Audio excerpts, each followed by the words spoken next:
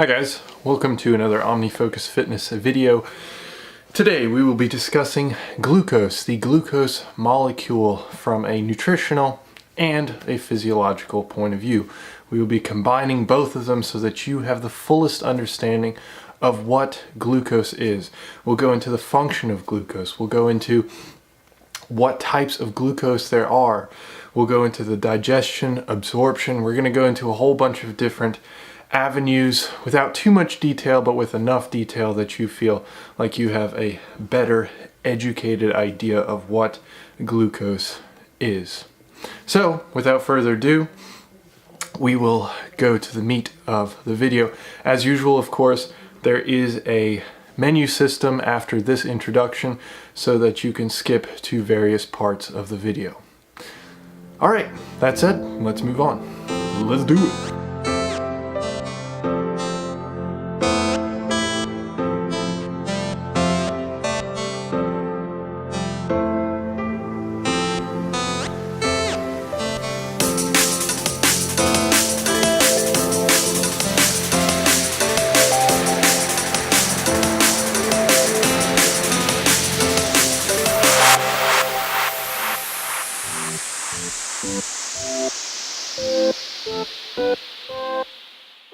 And if you've been watching my videos in the past, then of course you know that I like to start things off on a very basic level and kind of move into the details as we move through the video. But the first part is usually kind of a definition, an operational definition for what we're talking about. And in this case, it's certainly extremely important. In this case, talking about glucose, we are talking about a monosaccharide. And if you don't know what a monosaccharide is, it's basically just a single unit of something. And glucose is the most basic unit of carbohydrates. It is one of the basic units of carbohydrates, the other two being fructose and galactose. We will not be covering those two. However, you can expect separate videos on those. Going back to glucose, however, we're talking about glucose as a monosaccharide, and while it is a monosaccharide, it is most commonly found in food in disaccharide, polysaccharide, oligosaccharide. I think I said that correctly. Anyways, it comes in multiple chains. So they can be multiple glucose chains, or it can be combinations of glucose and fructose, glucose and galactose, etc., that lead to these disaccharides and polysaccharides. And it's important that you understand that, because when we get to the digestion and absorption section, you'll understand why it's important that we understand that glucose doesn't just come in monosaccharide form. It comes in these more complex chained carbohydrate systems. So another thing, of course, is that there are different types of glucose. We're talking about glucose. You could be talking about L-glucose, or you could be talking about D-glucose. When we're talking about nutrition or physiology, we're talking about D-glucose. And the difference between the two is quite minimal, actually. They both have 6 carbons, they both have 12 hydrogens, and they both have 6 oxygens. And they look very similar, but they are mirror images of one another. And we're going to go into why exactly one is so much more important than the other one. But the one that we are concerned about, that is related to our physiology, the one that is related to our nutrition, is D-glucose. D-glucose has a specific structure that allows us to do many different things, and we will go into that in the next section. But L-glucose is something that's found usually in a laboratory. It's not something that's, free and something that our body recognizes readily. However, D-glucose certainly is. So just because of its structure, the way that it's set up, even though it is very similar to L-glucose, D-glucose is the one that we're focused on. And finally, just wanted to quick throw in there's a kind of a common name that people use D-glucose for, and that is called dextrose. Why people might use the word dextrose instead of using glucose, I don't know. Maybe in cooking, I really don't, I can't explain why, but if you hear somebody say, oh yeah, I added this much amount of dextrose or whatever, they're actually talking about D-glucose. So I just wanted to throw that in there just so you're not confused and you understand what dextrose is in comparison to D-glucose. They're the same thing. Glucose is an extremely important molecule. You might already know that, but you might not exactly understand why. And in this section, we are going to discuss why. However, because this is going to be a pretty detailed section, I'm going to go ahead and switch to a blackboard method for you to understand, so I can put a little more diagrams in, maybe do a little bit of writing, and explain things in a far more detailed, more sophisticated way. So let's go ahead and do that. All right, so here we are. What function does D-glucose serve? Well, in the most basic terms, D-glucose gives us life, which is pretty important, I'd say. So when we're talking about why D-glucose gives us life, we're talking about what it does for the cell and how the cell is able to interact with glucose. That being the case, we're going to be talking about 3 specific things that glucose does. And I kind of touched on it when I talked about D-glucose versus L-glucose. D-glucose has a specific formation, a specific system, the way that it looks, which is shown right here. And because it has this specific shape, it is able to do a series of different things. So let's look at that. So here is a very rudimentary drawing of a cell. Most cells are not perfect circles. I hopefully you understand that, but for simplicity's sake, we're going to use a perfect circle for a cell. So here we've got the outside of the cell out here, and we've got the inside of the cell right there. So what we're going to be doing is explaining why glucose, which is in the blood system at this point, how glucose, which is outside of the cell, then moves inside the cell, and why that is so important. The reason why that's important is because as glucose goes into the cell, once it enters the cell, it is actually phosphorylated, which here, if we look at this diagram right here, we can see what exactly that is. And really it's pretty simple. The structure of glucose stays about the same, but here on this OH, we add a phosphate group.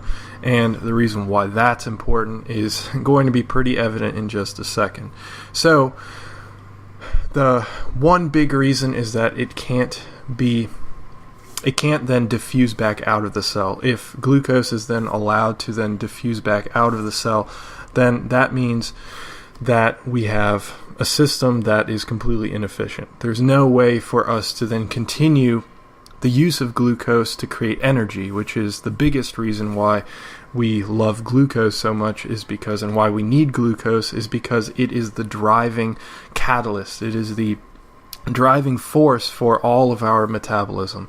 And that being the case, if it is allowed to enter and then leave a cell at any given point without it being restricted somehow, then we start having serious issues because glucose then can't go through the metabolic pathways. So the reason why phosphorylation is so important is because it changes the formation of glucose just slightly, just enough that once glucose is inside the cell, we add that phosphate group so that it can't fit through the same doorway that it came in. So it came in as just a simple glucose monomer, and then from that point, or monosaccharide, and from that point we had to change its formation so that it can't go back outside the same door, and it doesn't have another door to go through unless you are the liver, which I will go into in a little bit.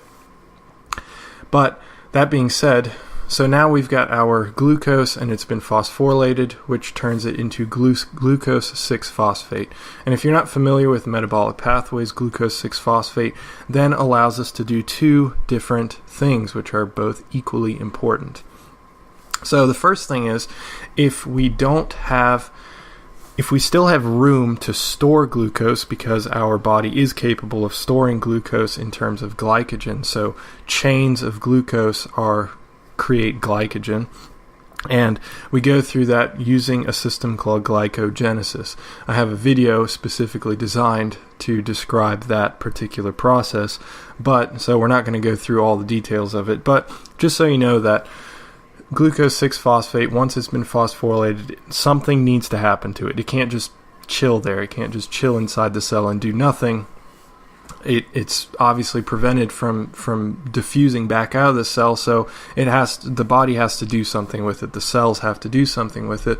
So that said, it goes through the process of glycogenesis if there is room in the glycogen storage system for added glucose. And that being said, then that means that we then add up to the cap of that particular cell the amount of glucose that it can hold. Once it is capped out and it cannot hold any more glucose, then the only option that it has is to go through the second system, which is called glycolysis. And glycolysis then allows us to use this glucose for actual energy. So these phosphate groups that we add to glucose not only stop it from diffusing back out of the cell and allow the cell to act on it, but actually allow it to change its formation, change glucose's formation to create more ATP. And in that case, we get to create about 30 ATP simply because we've added this phosphate group to the glucose, making glucose 6-phosphate and then allowing it to go through glycolysis, which is, I guess, in more applicable terms, glucose creates about 4 calories, just like any other carbohydrate. So at this point, you should be able to tell why glucose is so important. That specific structure is just a key structure, and the reason why L-glucose doesn't work is because it's a mirror image of D-glucose. So D-glucose or dextrose is just so important just because it has this specific structure and it can allow that phosphate to phosphorylate. So we can phosphorylate using the enzyme hexokinase. For this section, I don't want to go into too much detail because this honestly warrants its own video, but we should touch on it because it is important. I mean, if we're going to be talking about nutritional and glucose, we have to figure out how exactly that transitions to kind of a physiological state of glucose and how that physiological state of glucose affects our body. So for us to do that, we have to understand how the body regulates glucose as the body regulates really anything and everything in the system. Well, glucose is held to pretty strict standards. And that standard is measured based off of blood glucose levels. You might have heard of that. You might have heard of blood sugar levels. It's the exact same thing. We're measuring glucose levels. And a reason why I don't like saying sugar is because sugar also encompasses fructose and also encompasses galactose. And I don't want to confuse people by using such a common name. We're going to use glucose specifically because that's what we're focused on. So what physiologists do, what doctors do, nurses, I mean people all in the medical field, what they do is they take a sample of your blood. And this relates to diabetics. You might be aware of that. But we take a sample of your blood and then we measure the amount of glucose that there is per deciliter. And that number actually indicates how efficient and how well the system is working at regulating the blood glucose levels and tells us how glucose is being used throughout the system in a kind of a general sense. So let's go a little bit more into detail with that. So it's held within a relatively strict range, not quite as strict as something like blood pressure, but still pretty strict. And if we go under or over that range, there are certain consequences, and our body goes through many different types of systems to hold glucose within the range that it's supposed to be in, within the healthy range. That said, we can quickly examine what happens if we have too low of glucose. If we have too low of blood glucose levels, what happens is we die.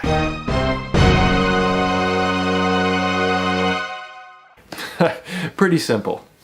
If our system doesn't have enough glucose, which, as you should know by now, the function of glucose is extremely important. The importance of glucose is really high because it keeps us alive. I mean, basically it's how our cells are able to generate energy is through glucose.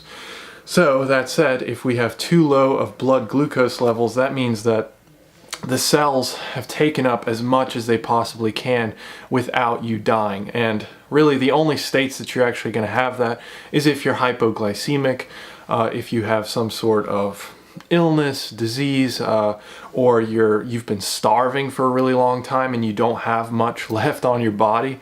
In those cases, your blood glucose levels will be considerably lower and you'll be at a risk of dying. Of course, just because you're hypoglycemic for a minute or two, or for a little while, does not mean that you're just going to die. The first step probably would be your body would just kind of have you pass out, and that's because your brain uses a large amount of glucose to operate. So you might pass out, and then if things don't improve, for example, if you don't eat, so eating obviously increases blood sugar levels. You can tell by the glycemic index. I'm not going to go into that now, but glycemic index is obviously a clear indication that feeding actually increases glucose levels, blood glucose levels, and then once those blood glucose levels go up, then the body starts pulling that glucose into the cells by releasing insulin, and then the cells are then nourished. So then the blood glucose levels go up, and then the cells take in the glucose and it goes back down to a normal range.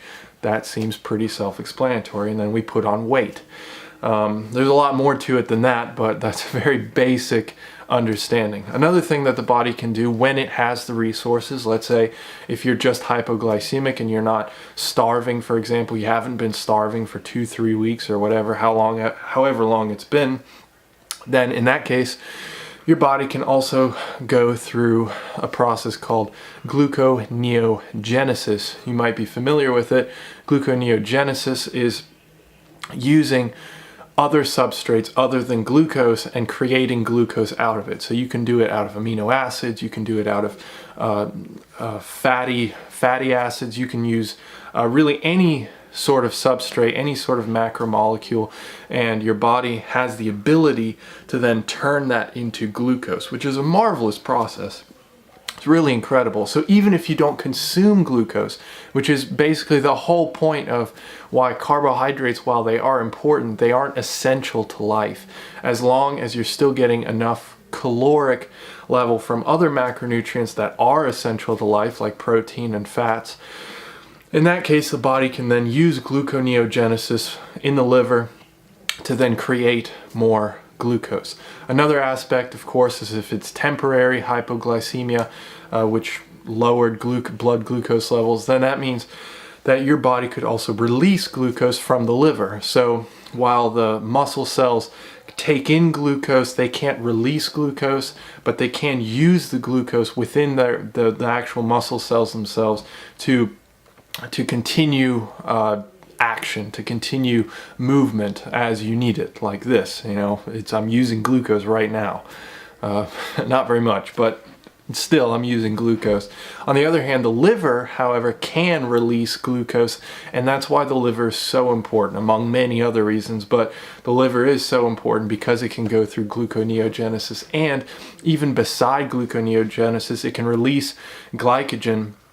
It can go through a process called glycogenolysis, so the breakdown of glycogen, which is stored glucose. If you haven't seen my article on that and video on that, then I recommend you do that. And the liver can then expel glucose into the blood system for the other cells to then pick back up and feed themselves, and eventually it just keeps doing that until eventually the system is regulated and you have a healthy amount of glucose level in your blood system, which means that your cells are satisfied. Or it keeps doing it till it can't, and then you die because your system shuts down. If it doesn't have glucose, then it doesn't have energy, and if it doesn't have energy, kind of like electricity, a little bit like electricity, maybe not quite as sudden as electricity, you die. So that is a basic explanation very basic. I know it was kind of lengthy, but it is a quite basic explanation of glucose, hypoglycemic levels of glucose in the blood, so low blood sugar. Now we've spoken about one extreme. Of course, there is the other extreme, and this is where diabetes comes in. Because if we have hyperglycemia, so an above average, above normal amounts of blood glucose levels, that means that the system has an overabundance of glucose, has an overabundance of energy. And that being the case, that leads to a series of different issues. So again, going back to, let's say if we, on an acute level, we consume food, our body then allows that glucose to go into the blood system, and we will go over how it does that in the next section. But just trust me for now, the body then allows that release of glucose from the intestines to the blood system. And then the blood system, the cells then pull in that extra energy for themselves. Now, there are several different scenarios that can happen in that case. So let's say you are a normal weight individual and you exercise, or even if you don't exercise, I mean, this occurs with people who aren't physically active as well, but you see this intake of glucose, and then the cells go through several different processes. So let's say your glycogen stores, your stored glucose levels are not tapped out. So you are not capped. So you haven't hit your maximum amount of glycogen that you can hold in, which means that you have some room to spare where you can take some of that blood glucose out of the blood system, out of the circulatory system, and then store that. So that's called glycogenesis. So while on a low level, if you have low blood glucose levels, you would use glycogenolysis to then release from the liver. All cells can do glycogenesis, where they take in glucose. So you take in glucose into the cell. Could be a muscle cell, could be a hepatic cell, could be any, like a neural cell, could be anything. And once that glucose is in the cell, there are two different things that can happen. Well, actually, really three things that can happen.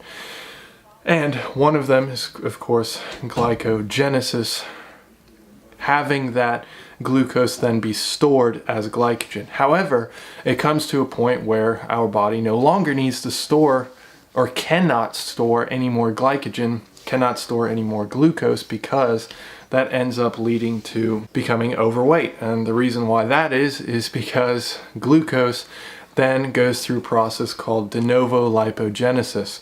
In that case, we're taking excess glucose, so we can't store anymore, and we take that excess glucose and we end up making fat. So we end up putting it into our fat cells, and that's how we blow up, right? Finally, just the quick last section before I go back to de novo lipogenesis. The last one is, of course, your body could just use it as energy and go through glycolysis, which we've already sort of discussed.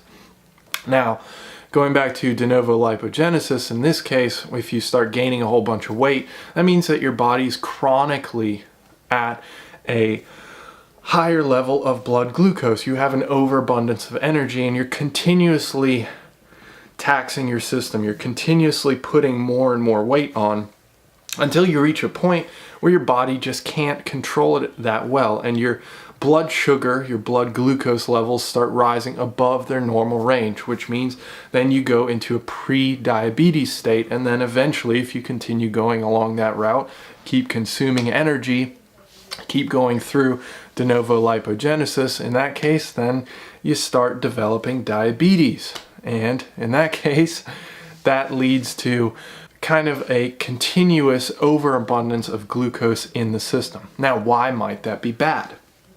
Well, the reason why that is bad is because it leads to neuropathy as well as many other issues. So you start having issues with your actual vasculature having kind of clogs in them. So you think of arteriosclerosis, atherosclerosis, you're talking about plaque buildup. It's a little bit like that. It's actually quite a bit like that. You start having atherosclerosis build up, and that's because you have such a high abundance of glucose that it starts sticking everywhere. And when you're talking about your retina, you're talking about your fingers, talking about your feet, that's why diabetes people who suffer from diabetes, they tend to start feeling numbness or start going blind, because those little tiny vesicles, my apologies, not a vesicle, those little vessels end up clogging up, and then they don't get blood supply. So, and there's all kinds of issues that go along with having too much glucose in the system, but just know that eventually from chronically having high blood glucose levels, that leads us to developing diabetes. So now we understand how the body regulates between the two states. So it tries to keep it within that normal range, but it is possible to go below the normal range, and it is possible to go above the normal range, and both of them have consequences. However, the body is quite adept at maintaining that normal level if you give it the opportunity to. And if you take a little bit of care of your body, your blood glucose levels will likely be perfectly all right. And as promised, I said that I would talk about digestion and absorption. And again, these kind of things I can go into a lot more detail with them, but we're going to keep things relatively simple here, but we're still going to go through a little bit of detail. So when we're talking about digestion and absorption, those are two different things. Just so you know, a lot of people get that confused. Digestion and absorption go in together, but they are not the same thing. They're two separate things. So the first thing is digestion. The body goes through digestion really on every single macromolecule, be that fats, proteins, carbohydrates. In this case, we're talking about a carbohydrate. As a matter of fact, the simplest type of carbohydrate, a monosaccharide. However, as I said in the beginning of the video, glucose is not ingested in monosaccharide form. Although it is, the molecule itself is a monosaccharide, it usually comes in chains of monosaccharides, making disaccharides if it's two, or polysaccharides if it's many. And those complex structures need to be digested, which means they need to be broken up. So digestion is breaking up those chains so that they come into back to their constituent parts, their monosaccharide parts. And then the monosaccharide part is then absorbed.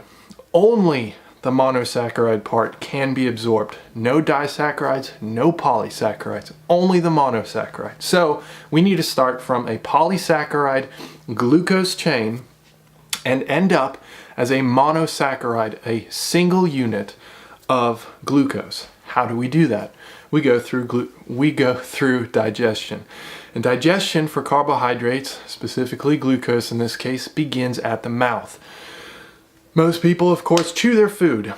So if you're going to chew your food, which is called mastication in terms of scientific terminology, in that case, when you're chewing your food, you're making it easier for your body to then digest those monosaccharides, those polysaccharides, disaccharides into monosaccharides.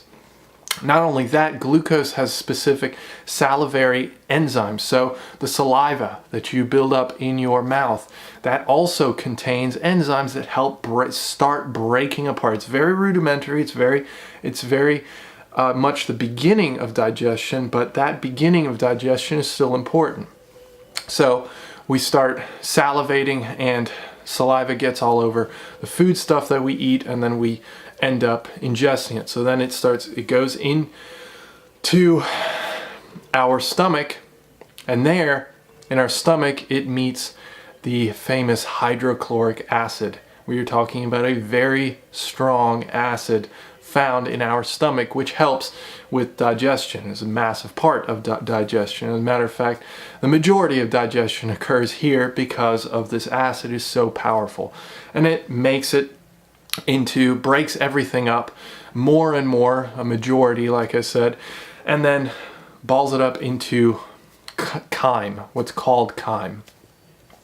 And from there, we go from the stomach, and it goes into the small intestine, the duodenum of the small intestine. And there, we end up releasing pancreatic juices. Well, with those pancreatic juices come the very last step of digestion.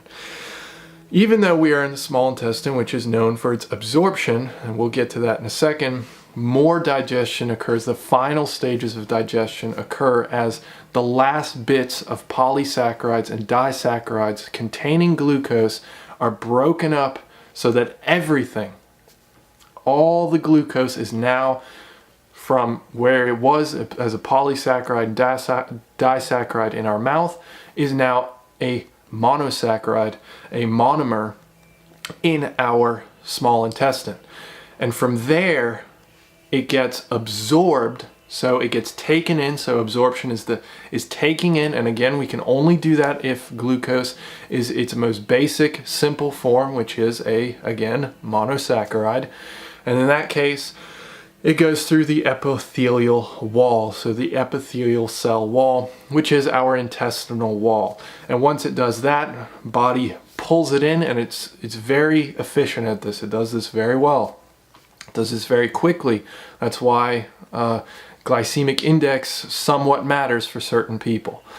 So it can take in glucose quite quickly, and then it releases that glucose into the blood system. So now we just went full circle. We just talked about how, it goes from food stuff and gets digested all the way until it gets absorbed, and then we eventually end up back in the blood system. And as we know, then the cells take over, then the liver takes over, and it starts regulating. It starts figuring out, okay, now we've got an abundance, or we've got too low, or we got just the normal amount, and it's constantly regulating between that to try and keep it within the normal blood glucose levels. So that is digestion and absorption of the glucose monosaccharide. Moving on. This is the summary of the video for those of you that need a quick recap. If not, please subscribe and check out the attached article. Welcome to the summary section for those of you that did not want to go through the entire video. Shame on you. We talked about glucose. We talked about how when we're talking about nutrition or physiology, we are talking about D-glucose, which is a particular type of glucose and the most common type of glucose. The reason why that is so important is because that particular structure of glucose has many different valuable traits about it.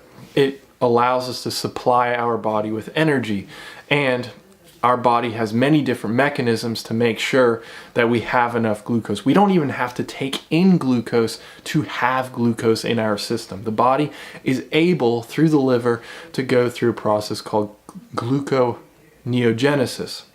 And it has many different other processes as well to regulate glucose. And the reason why it would want to regulate glucose in the system, in the blood system, is because having too high of glucose leads to diabetes in the chronic, and too low of blood glucose leads to passing out, coma, possibly death if low blood glucose levels continued. So the body uses glucose in our metabolic pathways. Without glucose, metabolism does not function. It does not work, okay? So without glucose, we are dead. Okay, simple as that. Glucose, D-glucose, if it does not exist in our system in sufficient quantities, we die.